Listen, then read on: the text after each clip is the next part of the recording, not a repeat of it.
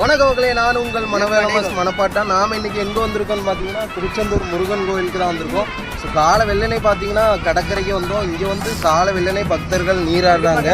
So நான் தெளிவாக எல்லாமே காட்டுறேன் பாருங்கள். எல்லாருமே காலையில் முழிச்சிட்டு முருகப்பெருமானை வணங்கிட்டு அதுக்கப்புறம் பார்த்தீங்கன்னா நீராடுறாங்க. புதுசாக மக்கள் எல்லாருமே நம்ம சேனலை சப்ஸ்கிரைப் பண்ணி சப்போர்ட் பண்ணுங்கள். நன்றி மக்கள்.